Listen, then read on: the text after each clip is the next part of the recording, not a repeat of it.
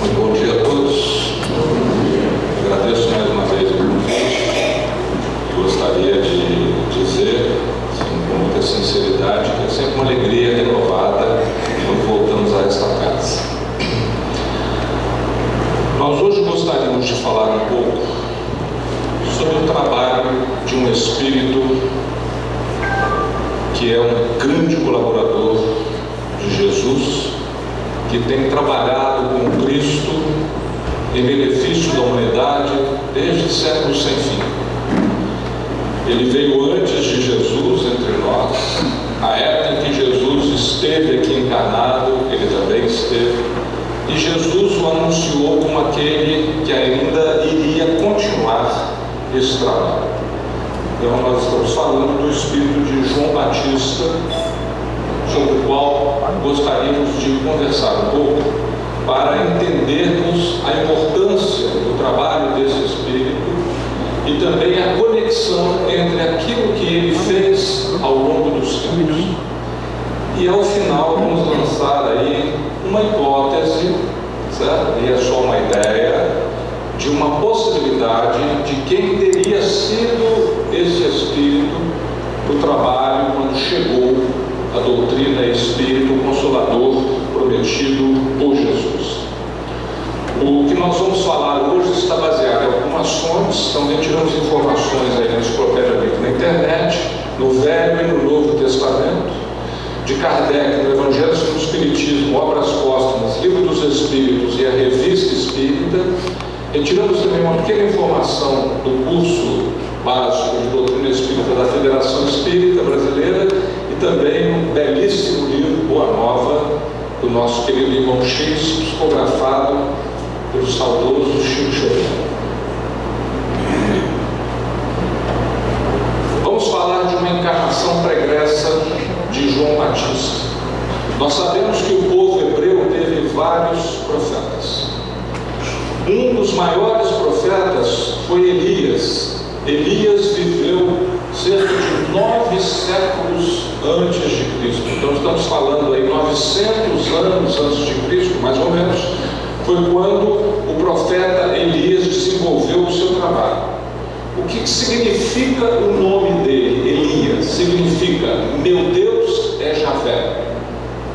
Então no próprio nome ele já traz esse enorme compromisso, com o trabalho ligado ao Senhor de Israel. Então foi um profeta que viveu no reino de Israel e desenvolveu um trabalho muito importante. Ele se vestia com peles de animais e usava um cinturão de couro. Alguém poderia dizer o seguinte: mas que importância tem isso? O fato de que ele usava peles de animais e usava um cinturão de couro. Nós vamos ver daqui a pouquinho. É só uma forma de identificar este espírito encarnado, porque depois ele vai mostrar os mesmos hábitos. Então o objetivo é apenas esse. Ele teve ações prodigiosas, ele ressuscitou mortos, ele fez chover fogo dos céus e foi levado em um redemoinho acompanhado por uma carruagem e cavalos em chamas junto ao rio Jordão. Então, quando nós vamos ler a história do profeta Elias, aquilo que está no relato, e isso vai aparecer em vários livros do Antigo Testamento, o momento em que ele parte, em que ele a partir daí nunca mais é visto, era um fenômeno muito interessante, uma carruagem, cavalos em chama levando para os céus, que é o momento então da sua partida. Interessante que isso acontece exatamente junto ao rio Jordão, o mesmo rio onde depois ele, reencarnado, iria fazer o batismo das águas, onde Jesus inclusive se deixou batizar por João Batista, como nós sabemos. Ele era contrário ao culto de Baal. Baal era o deus das riquezas. Baal era uma coisa ligada a nada espiritual, o interesse puramente material, e que o povo hebreu estava muito envolvido, e os profetas combatiam tenazmente. E no caso Elias combateu com uma medida além do ponto, inclusive, como nós vamos ver daqui a pouquinho no relato. Ele era um fulano que confrontava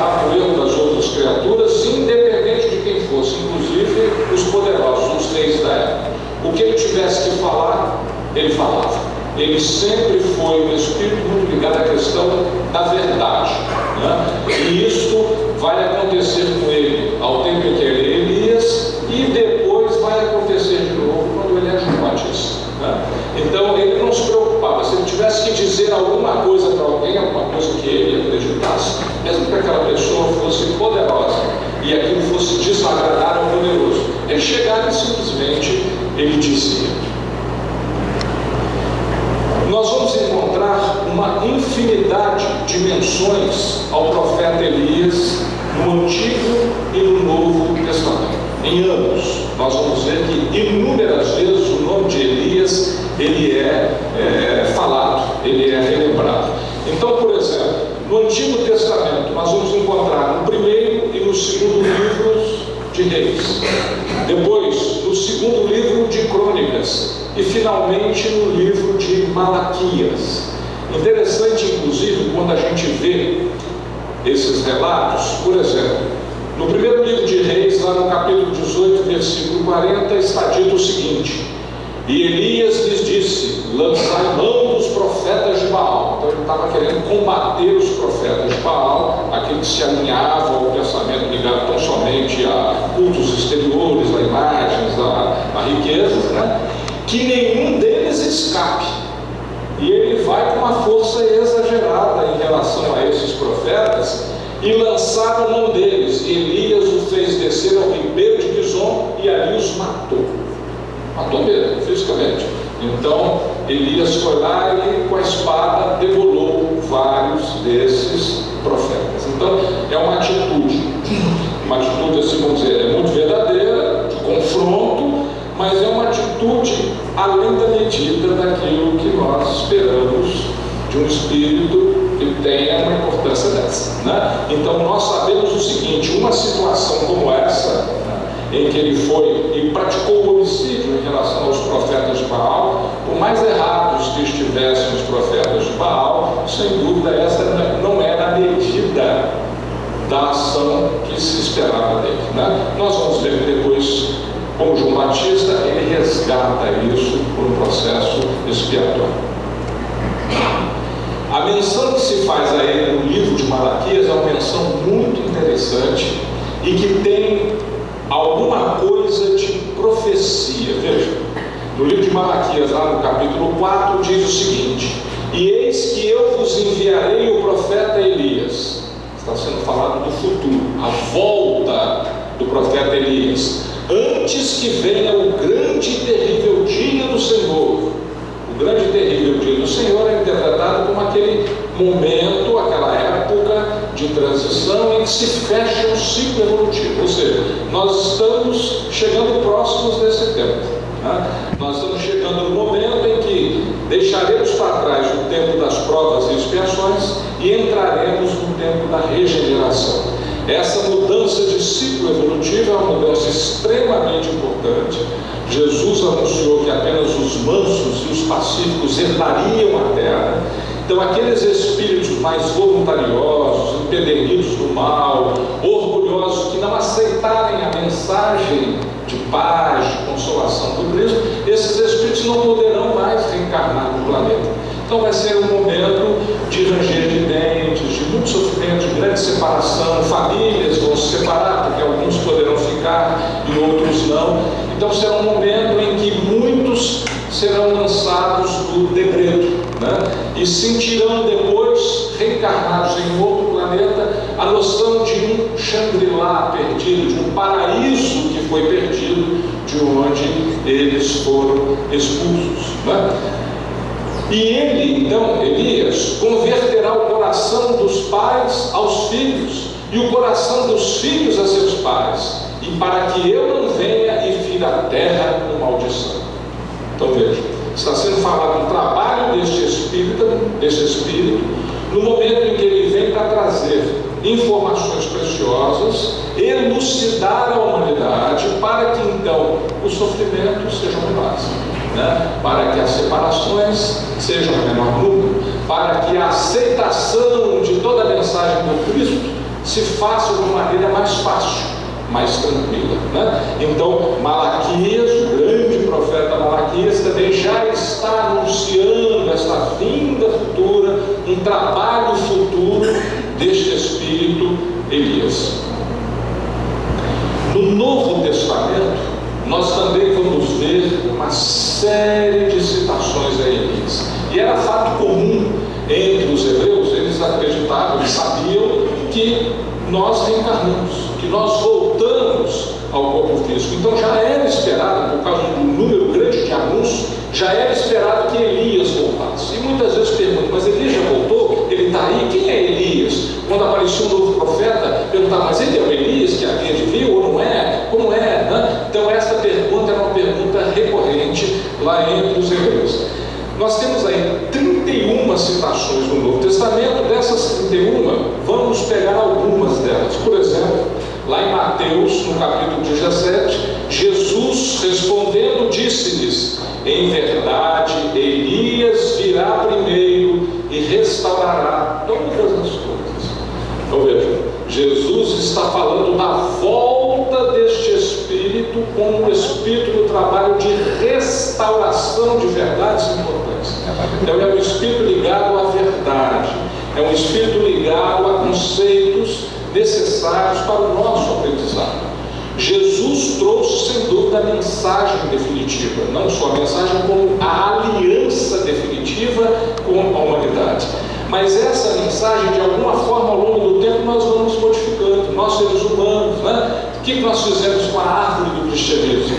Nós escondemos alguns frutos, pegamos outros frutos, alguns de nós, só nós é que aproveitamos, né? Tratamos mal essa árvore, deterioramos esta árvore, não fomos bons jardineiros.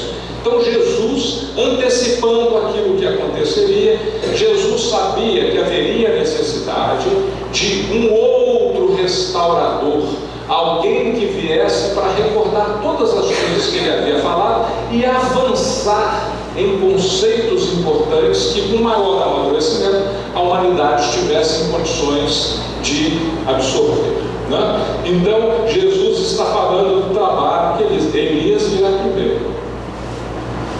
E eis que lhes apareceram Moisés e Elias falando com ele. Mateus relata, isso aqui é o fenômeno da transfiguração, né?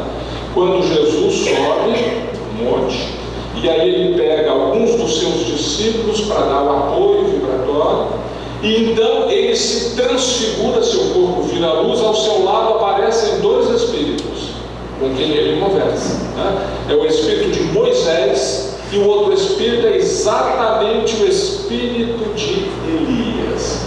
Vejam que isso pode ter um significado muito importante. Jesus ao centro, a mensagem, a revelação definitiva. Moisés, alguém que personifica a primeira grande revelação com a chegada dos 10 testamentos, né? E depois nós vamos ter o quê? Nós vamos ter a volta de alguém para nos ajudar na terceira grande revelação. Então, se nós usarmos esse simbolismo, podemos imaginar que este Espírito Elias, ele voltaria para a chegada do Consolador prometido. Vamos agora para uma outra encarnação dele, como João Batista. Quem foi João Batista? Vamos ver, tem um relato muito interessante que Lucas nos apresenta, da maneira como foi anunciado o nascimento de João Batista ao seu pai. O seu pai se chamava Zacarias. Zacarias e a esposa já estava em idade avançada, numa idade onde já não mais se procria, né? Possivelmente ela já estava lá passando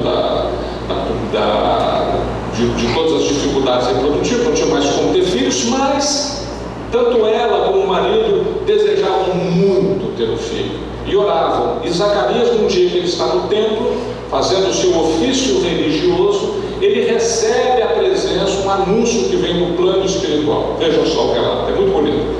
Então um anjo do Senhor lhe apareceu, um espírito que veio para lhe trazer informações. Posto em pé à direita do altar do incenso. Então ele estava lá para colocar o incenso, o anjo lhe aparece, ele toma um susto.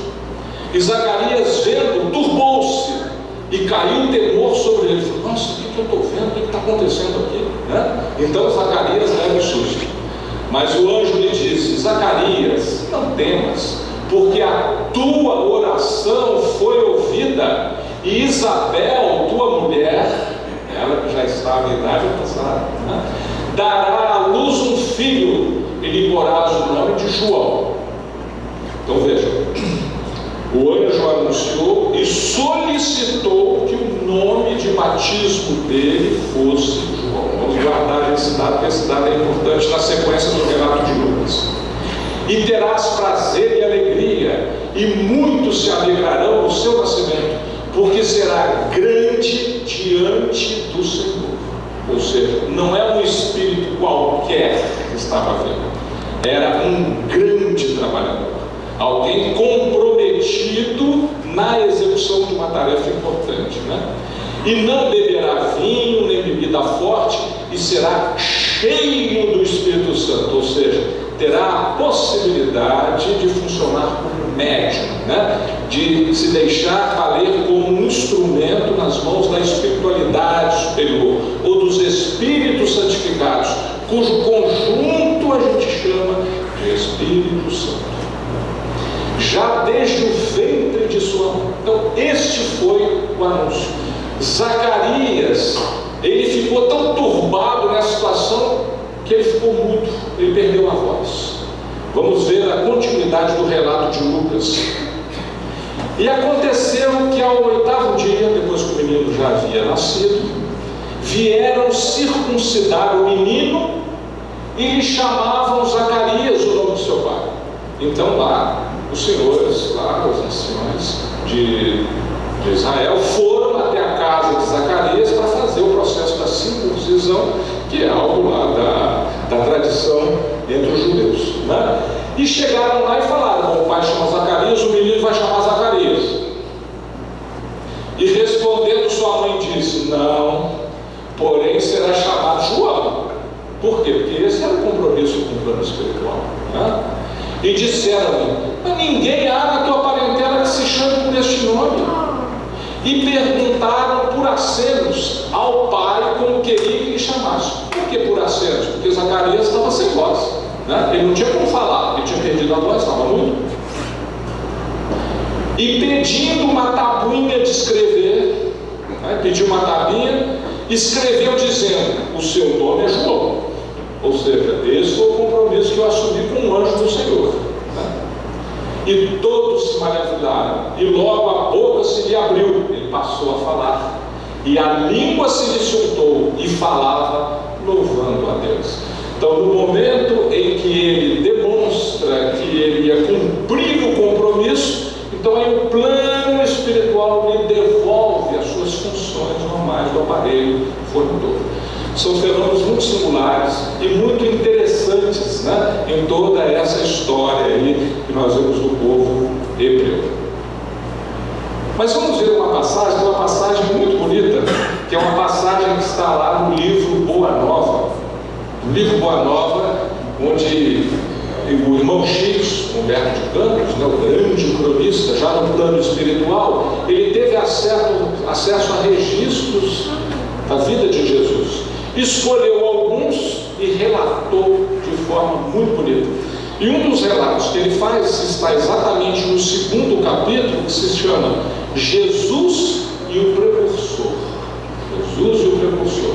Esse o Consolador Prometido não está lá no título. Isso aqui sobrou um copy-paste da vida dele, tá certo? Então, o título é Jesus e o Precursor. Convido a todos, depois que peguem, leiam este 2º capítulo inteiro. Eu vou mostrar só alguns extratos deste capítulo, para que a gente possa refletir um pouquinho, na ligação entre João e Jesus. Isabel era prima de Maria, mãe de Jesus, e ela vai em determinado instante visitar Maria, quando os dois ainda eram meninos, tanto Jesus como João. João era um pouquinho mais velho, pouca coisa.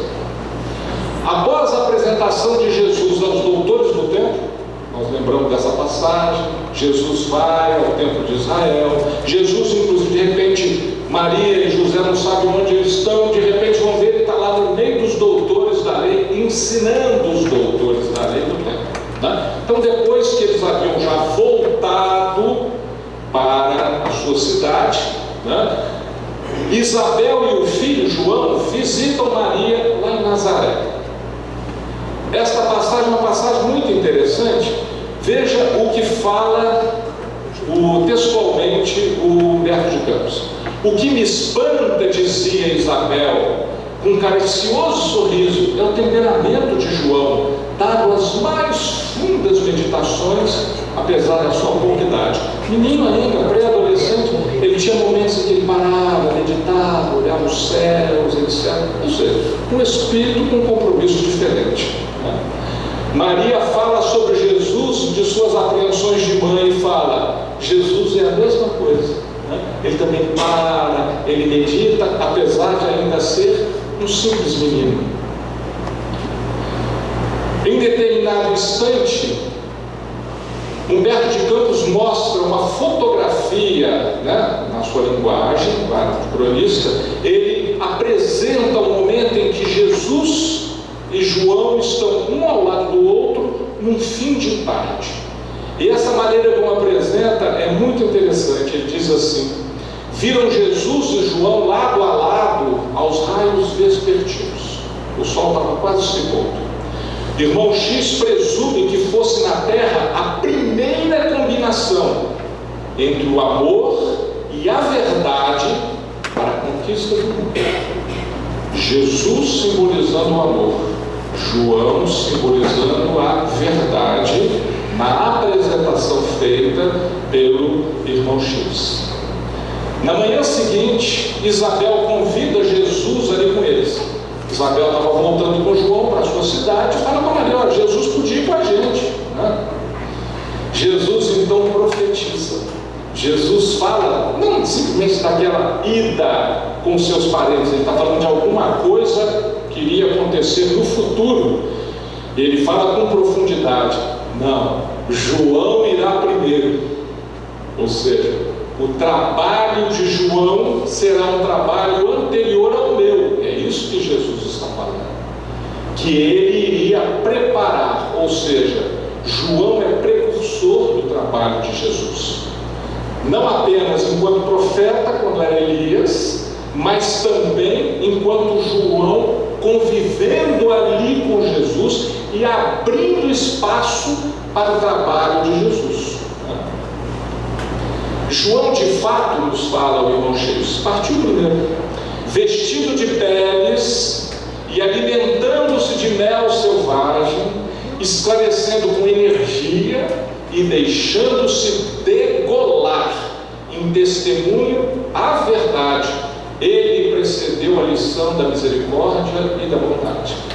A lição definitiva, sem dúvida, é a lição de Jesus, é a lição do amor, é a lição da misericórdia. Mas para abrir espaço a essa lição, a verdade tinha que se impor, e a declaração da chegada do Messias.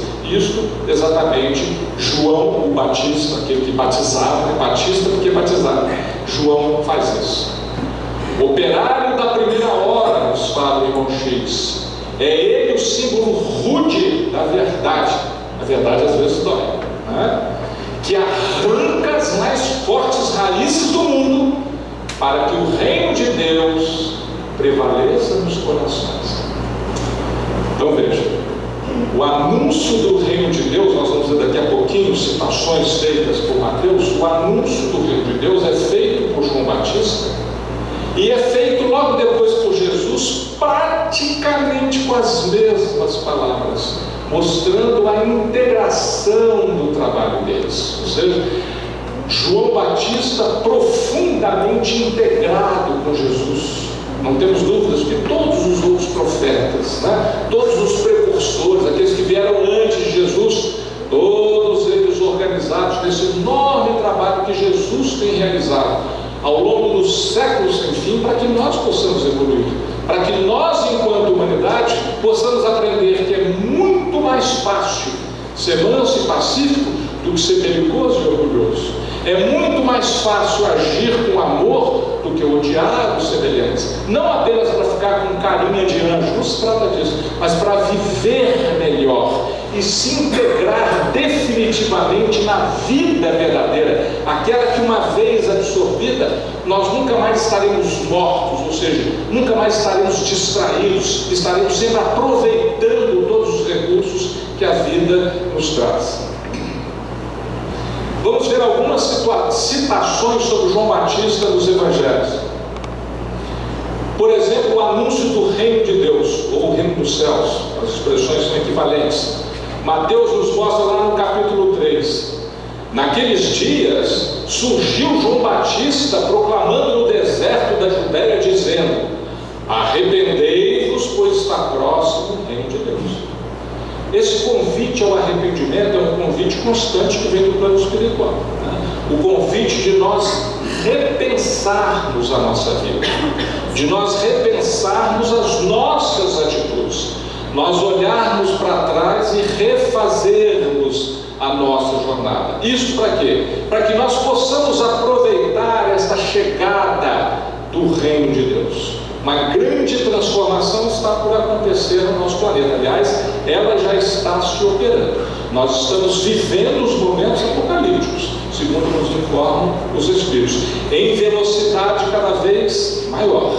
E neste processo, para que nós possamos aproveitar tudo isso, nós precisamos atender ao chamamento feito pelo Cristo, chamamento que ele fez pessoalmente e que todos os seus emissários têm feito em relação a nós. E João faz isso: arrependei-vos, está próximo o reino de Deus. Vamos ver as palavras de Jesus. O povo que está sentado na treva viu uma grande luz. A luz chega. Jesus inclusive diz: eu sou a luz do mundo. Então a grande luz chega para todos nós. E aos que estão na região da sombra e da morte, uma luz raiou. Ou seja, estamos ainda perdidos nas nossas incertezas, ainda estamos distraídos em relação à vida. Essa luz veio para nos chamar a atenção, para nos lançar à frente, né? Desde então, veja, são praticamente as mesmas palavras. Jesus começou a proclamar e a dizer: arrependei-vos, pois está próximo o reino dos céus. Então vejam a conexão dos trabalhos, né, de João como precursor, ligado profundamente a Jesus.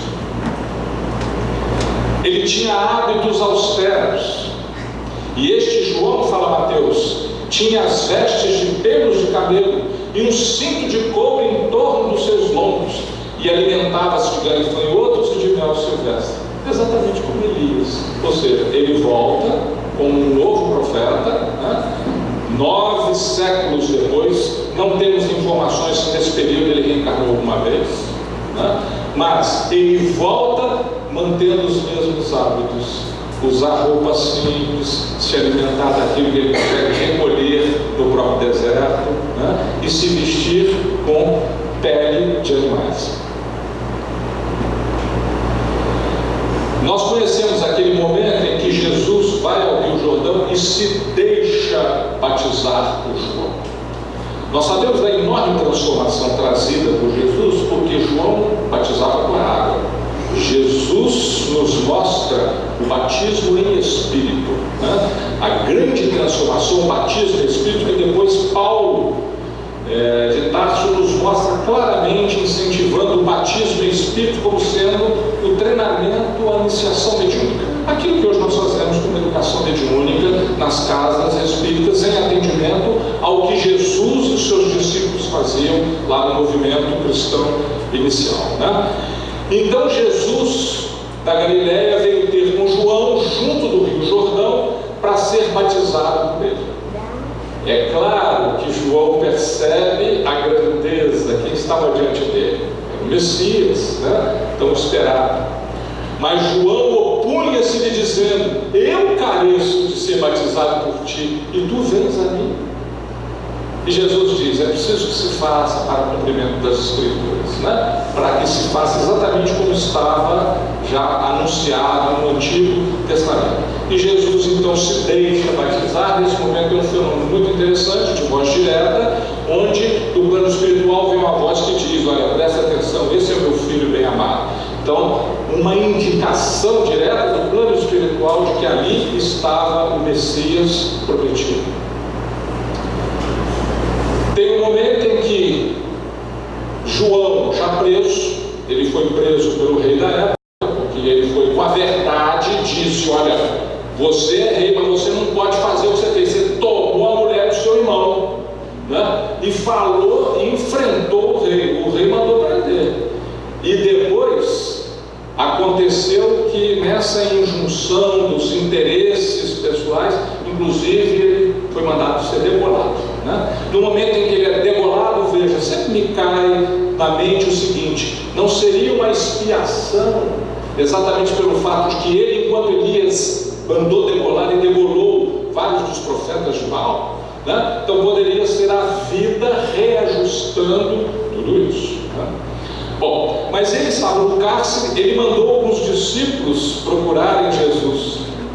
E João, ouvindo no cárcere falar dos feitos de Jesus, Jesus já estava com um trabalho, né, intensamente ocorrendo, enviou 2 dos seus discípulos a dizer: és tu aquele que havia de vir, ou esperamos outro? Então, claro, João já sabia que ali estava o Messias, ele está integrando os seus discípulos de João, em todo esse processo, né? E Jesus respondendo disse: ide e anunciai a João as coisas que ouvis e vês. Ou seja, o que eu estou fazendo constitui o testemunho de tudo aquilo que já estava previsto nos Antigos Testamentos, né? Então era uma forma de mostrar ao povo hebreu que ali estava realmente o Cristo, estava o Messias prometido a toda a humanidade. Vamos voltar àquela passagem da transfiguração, porque ela tem informações importantes. Vamos pegar o relato feito por Mateus. 6 dias depois tomou Jesus consigo a Pedro, Tiago e João, possivelmente médios de efeito físico, para favorecer a própria transfiguração, suponho, né? E os conduziu em particular a um alto monte, e transfigurou-se diante deles, e o seu rosto resplandeceu como o sol. Deve ter sido um fenômeno maravilhoso, né? E as suas vestes se tornaram brancas como a luz, e eis que lhes apareceram Moisés e Elias falando com ele. Se nós formos pensar em termos de fenômenos mediúnicos, tem um monte aqui, né? Tem vidência, tem audiência, tem a própria transfiguração, assim, tem um monte de coisa, mas esse não é o nosso objetivo hoje. Nosso objetivo é identificar: a um lado de Jesus, Moisés, do outro lado, Elias. Esse fenômeno acontece depois, inclusive, que João Batista já havia sido degolado. Não que um espírito encarnado não possa aparecer. Nós temos aí relatos, temos literatura a esse respeito, né? Tem livros sobre a aparição de vivos, né? Então, na verdade, mas Jesus nesse instante está produzindo esse fenômeno, e o espírito de João Batista já estava no plano espiritual outra vez. E sobre a vinda de Elias, veja, Mateus relata para nós uma conversa que os discípulos tiveram com Jesus, logo depois da transfiguração. E os seus discípulos o interrogaram dizendo: por que dizem então os escribas que é mister que Elias venha primeiro? E Jesus respondendo disse-lhes: em verdade, Elias virá primeiro e restaurará todas as coisas.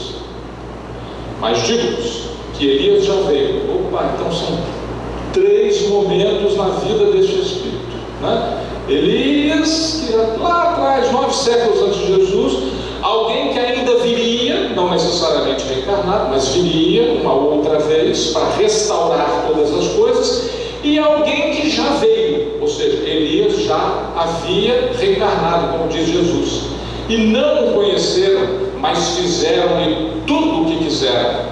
Assim farão eles também padecer o Filho do Homem. Aí Jesus está dizendo: eu também vou ser sacrificado, tanto quanto João Batista foi. Então entenderam os discípulos que lhes falaram de João o Batista. Aqui alguém poderia dizer o seguinte: mas tudo bem, mas Jesus está dizendo que ele é João Batista? Não, aqui é o entendimento dos discípulos. Os discípulos, com a fala de Jesus, estão entendendo que Elias e João Batista são o mesmo Espírito. Mas vamos ver agora esta passagem que também está em Mateus. Jesus dizendo: porque todos os profetas e a lei profetizaram até João. E se quereis dar crédito, é este o Elias que havia de vir. Bom, aqui não é entendimento dos discípulos. Aqui são as próprias palavras de Jesus. É Jesus dizendo: Elias e João Batista são exatamente a mesma pessoa. É o mesmo Espírito, né? Como os discípulos compreenderam. E a grandeza de João Batista? João Batista é enorme, é um enorme trabalhador. Vejam o que Jesus nos fala aqui. E eu vos digo que entre os nascidos de mulheres, ou seja, aqueles que estão no processo da reencarnação ainda, etc., não há maior profeta do que João Batista. Mas o menor no reino de Deus é maior do que ele, ou seja, ele ainda não é um espírito totalmente aperfeiçoado, está falando Jesus. Aqueles que já atingiram o reino do céu, ou seja, aqueles que se aperfeiçoaram totalmente, estão à frente, sob o ponto de vista evolutivo, da condição de João Batista. Mas daqueles que estão ainda no ciclo reencarnatório, João Batista é o maior, segundo Jesus. Nós agora vamos começar a pensar em João como o precursor e a sua ligação com o Consolador prometido. Veja, João, aqui não o Batista, João o discípulo, nos fala que João Batista testificou dele e clamou dizendo: este era aquele de quem eu dizia. João testificando que Jesus era o Messias. Ou, o que vem após mim é antes de mim, porque foi primeiro do que eu. Ou seja, o que ele está dizendo é que Jesus era um Espírito já totalmente aperfeiçoado. Quando nós queremos saber até onde o ser humano pode evoluir, até onde ele pode chegar, o que é que nos ensina o Livro dos Espíritos, logo depois da questão 625? Que Jesus Cristo é aquilo que significa o progresso levado ao máximo do ser humano. A perfeição humana está registrada e consolidada por Jesus, né? Isso é o que Kardec nos coloca num comentário à questão 625. Após João Batista, nos fala o texto lá da apostila da fé, o povo judeu não teve outro profeta. João foi o último. Foi o último de uma linhagem que se preparou para trazer ao mundo a mensagem de Jesus. Então ele foi o precursor. O precursor lá atrás, como Elias. O precursor como alguém contemporâneo de Jesus que o anuncia. E a ligação com o Espiritismo? Vamos refletir um pouquinho sobre algumas coisas que nós encontramos na codificação. Jesus anuncia a todos nós o Consolador. Ele promete a vinda de um Consolador. Vamos ver nas palavras de João, o discípulo, evangelista. Se me amais, guardai os meus mandamentos, e eu pedirei a meu Pai, e ele vos enviará um outro Consolador. Jesus é o Consolador dos Consoladores, mas o Pai iria enviar um outro a pedido de Jesus, ou atendendo a solicitação misericordiosa de Jesus, a fim de que fique eternamente convosco o Espírito de verdade que o mundo não pode receber porque não vê naquele instante. Vós, porém, o conhecereis. Está falando para os discípulos: vocês reencarnados vão ver, porque permanecerá convosco e estará em vós. Mas como assim vai estar conosco para sempre? Sim, porque através da prática usual da mediunidade, domínio das técnicas da mediunidade, nós vamos estabelecer contato para sempre com o plano espiritual. Então estaremos sempre ligados ao plano espiritual, para sempre, né? Então isso é eterno. Mas o Consolador, o Espírito Santo, ou seja, o conjunto de espíritos que já se santificaram, que meu Pai enviará em meu nome, vos ensinará todas as coisas e fará-vos lembreis de tudo o que vos tenho dito, né? Então essas palavras são palavras maravilhosas, muito consoladoras de Jesus, que nos estimulam bastante. Se nós olharmos lá a introdução circunstanciada feita no Livro dos Espíritos, introdução circunstanciada, chamamos de prolegômenos, nós vamos ver quais são os espíritos que assinam essa mensagem, né? Esse trabalho. Quem são eles? São João, não Batista, evangelista, Santo Agostinho, São Vicente de Paulo, São Luís, o Espírito da Verdade, que tem um trabalho singular em tudo isso, Sócrates, Platão, Fenelon, Franklin, Swedenborg, etc, etc, etc. Ou seja, seleção do plano espiritual. Tá certo? Melhor time que Jesus tinha na mão, ele falou: está na hora de ir para o trabalho, né? Então venho para trazer todas essas informações, a terceira revelação, significando aí o Consolador prometido. Vamos ler alguns extratos do capítulo 6 do Evangelho segundo o Espiritismo, que tem como título o Cristo Consolador. Lá quando Kardec está falando sobre o advento, a chegada do Espírito Verdade, ele coloca algumas mensagens do Espírito Verdade. Vamos pegar trechinhos de algumas dessas mensagens.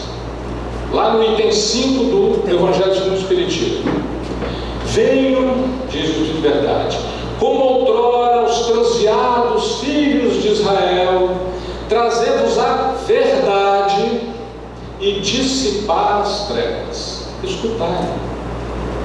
No cristianismo encontram-se todas as verdades. São de origem humana os erros que nele se enraizaram. Eis que do além-túmulo, que julgáveis o nada, vozes vos clamam: irmãos, nada perece. Jesus Cristo é o vencedor do mal. Sede os vencedores da impiedade. Então, o Espírito Verdade nos convidando a olhar para Jesus, né? E a mensagem de Jesus, e perceber que Jesus venceu o mal e que ele estava envolvido com esse processo, porque da mesma forma como agora ele está trazendo a verdade, ele também trouxe aos filhos transviados de Israel. Vamos continuar. Ainda o Espírito Verdade falando, ele, se referindo ao Senhor, vos enviará o seu Filho bem-amado. Então ele está se relacionando ao Cristo. O Espírito Verdade está dizendo que o Senhor vai enviar o Cristo para vos instruir e dizer estas boas palavras. Eis-me aqui, venho até vós, por que me chamastes? Ele está lembrando em todo esse processo que, na verdade, o grande Consolador é o Cristo. Ele que nos consola, ele que patrocina a nossa evolução, ele que nos empurra para frente, ele que nos dá a mão, ele é o irmão mais velho, né? Que vem cuidando de todos nós ao longo de muito tempo. Nós somos hoje cerca de 30 bilhões de espíritos, entre encarnados e desencarnados em todo o planeta, e Jesus ainda falou: olha, eu sou pastor, mas eu ainda tenho mais rebanho. Não é só isso não, quer dizer, ele está cuidando de mais gente, né? Mas ele é um grande consolador. Veja, vamos pegar algumas informações que estão lá no Obras Póstumas. Obras Póstumas, conjunto de textos que foram coligidos depois que Kardec já havia desencarnado, está aí o nome, né? Existe um ponto em que Kardec fala do meu guia espiritual. É um texto de 25 de março de 1856, em casa do senhor Bodin. Médium, era uma das filhas do senhor Bodin, senhorita Bodin. Kardec diz que tinha ouvido pancadas no seu quarto. Ele estava trabalhando, escutou pancadas na noite anterior, e ele, com essa pancada, ele voltou para mexer nos textos, sentiu com essa vontade e acabou fazendo alterações. E ele pergunta ao médium, né, ao espírito que está se comunicando, ele: mas quem é que fez isso? Resposta dada pelo plano espiritual através da médium, a senhorita Bodin: era o teu espírito familiar. Ele pergunta: poderias dizer quem é ele? Quem é o meu espírito familiar? Podes perguntar a ele mesmo, que ele está aqui. Aí ele pergunta: meu espírito familiar, quem quer que tu sejas, agradeço-te por de me teres vindo visitar. Consentirás em dizer quem és? Todo mundo quer saber quem é o protetor espiritual, até Kardec queria saber, né? Quem é? Resposta: para ti chamar-me-ei a verdade. E todos os meses, aqui durante um quarto de hora, estarei à tua disposição. Ele ficou à disposição de Kardec durante muito mais do que isso no trabalho como um todo. Mas o que ele está dizendo é que todo mês ele vinha através da mediunidade para responder perguntas diretas, né? Durante um quarto de hora, durante 15 minutos. Bom, vamos guardar essa informação. Vamos juntar com outra que está lá na Revista Espírita. Revista Espírita foi um periódico científico que Kardec editou durante muitos anos, né? E numa dessas tem um caso que Kardec relata de umas ossadas que encontraram de uma mulher que foi assassinada, não sei o quê, e Kardec então evoca o espírito do marido, o marido que havia provocado a morte da mulher. E na conversa com este espírito, que o fato em si, o que foi que aconteceu e tal, depois eu convido vocês a lerem, está aí a indicação da Revista Espírita, mas o nosso objetivo não é esse, não é olhar este caso. Nosso objetivo é olhar quem é um outro espírito que aparece na cena e conversa com Kardec. Prestem atenção. A Revista Espírita faz várias citações ao espírito de João Batista, diretamente, com indicação de várias manifestações. Por exemplo, Kardec, uma vez que visitou Lyon, né, a cidade onde ele passou lá a infância, etc., um companheiro fez um discurso de recepção a Kardec e citou João Batista como um grande protetor da humanidade. Então, o espírito tem trabalhado pelo desenvolvimento da humanidade. E agora vamos à história específica da Revista Espírita. Quem quiser pegar, é a Revista Espírita de 1862, história de uma múmia, a múmia que foi encontrada nos subterrâneos da Torre de São Miguel, em Bordeaux. Kardec evoca o marido e pergunta a ele sobre a mulher que ele havia sufocado. Pergunta a ele: sabeis onde se acha ela agora, no plano espiritual?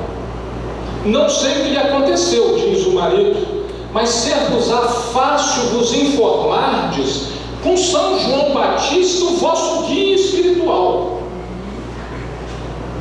Veja, este espírito está dizendo: eu não sei, não tenho essa informação, mas está aqui o seu guia espiritual, que é João Batista, a quem você pode perguntar. Nós ainda poderíamos fazer a seguinte observação: mas essa é a percepção desse espírito, né? Esse espírito, inclusive, sufocou a mulher e tal, talvez nem tivesse tão equilibrado assim no plano espiritual, foi um homicida, etc. Mas vamos ver que Kardec publica na Revista Espírita e não nega que a pergunta que ele faz é exatamente a João Batista. Veja, Kardec faz a pergunta, está lá, olha, no item 29 deste relato da Revista Espírita. Pergunta feita a São João Batista. Kardec está chancelando, está carimbando isso. Então, ele está perguntando a São João Batista. E São João Batista, então, responde: J.G. Renome não foi obrigado a falar assim. Aí vem uma série de explicações, que não é objeto da nossa avaliação hoje. Que eu gostaria de ressaltar é o seguinte: este espírito diz que João Batista era o protetor de Kardec, que ali estava, e Kardec faz uma pergunta e diz que estava se dirigindo a São João Batista. Ele não nega que estava conversando ali naquele instante com São João Batista. Mas no Obras Póstumas, guia espiritual dele, nós vimos que o guia se apresentou e disse: para você eu me chamarei a verdade. Então, em conclusão, e aqui eu vou lançar uma ideia que é só uma hipótese, só uma ideia, tá? Então veja, nós temos três grandes revelações: Moisés, Jesus, Elias. Elias reencarnou como Batista. Jesus representa o amor. João Batista representa a verdade, como nos disse o irmão X. Será que o irmão X nos estava dando uma dica? João é o Elias que haveria de ver. Isso Jesus nos fala. E Jesus fala mais: Dos nascidos de mulheres, o maior de todos é João Batista. Se eu tivesse uma missão para entregar para alguém, eu escolheria o menor ou o maior. Kardec é conduzido no seu trabalho pelo Espírito da Verdade. João Batista foi declarado aqui como sendo o protetor de Allan Kardec. Então, como hipótese, eu digo que o Espírito da Verdade poderia ser João Batista. Certo? Eu sei que com isso eu chateio alguns que dizem que o Espírito da Verdade é Jesus. Ótimo também se for, não tem problema nenhum. Tá certo? Estou dizendo o seguinte: de acordo com este relato e de acordo com estes textos que a gente foi reunindo, tudo me leva a crer que essa é uma possibilidade, né? Que o Espírito da Verdade poderia ser João Batista. Seja ou não seja, não importa, né? O que nos importa é o seguinte: que o Espírito da Verdade, em comunicação dada em Paris em 1860, deixou uma frase que é um marco e um conselho muito importante para todos nós. Espíritas, amai-vos, este é o primeiro ensinamento. Instruí-vos, este o segundo. Que Jesus, o nosso Mestre, nos abençoe. Que nesse mês onde nós comemoramos muito corretamente, muito acertadamente o natalício de Jesus, embora as pesquisas históricas mostrem que provavelmente ele não nasceu em dezembro, possivelmente nasceu em abril, mas não importa. Nós elegemos o mês de dezembro para lembrar o nascimento daquele que é o maior de todos, aquele que conseguiu integração com o Pai, ao ponto de dizer: eu e o Pai somos um. Que Ele possa nos abençoar a todos nós também, de quem nós nos lembramos nesse instante, amigos, parentes, colegas, vizinhos, e que Ele possa derramar suas bênçãos, sobretudo sobre o Brasil, coração do mundo, pátria do Evangelho. Que nós todos brasileiros possamos eliminar essas questões dos antagonismos políticos, podemos nos reunir mais uma vez como uma única família para aceitarmos em definitivo o compromisso com Cristo. Que Ele nos abençoe a todos. Muito obrigado e um bom dia.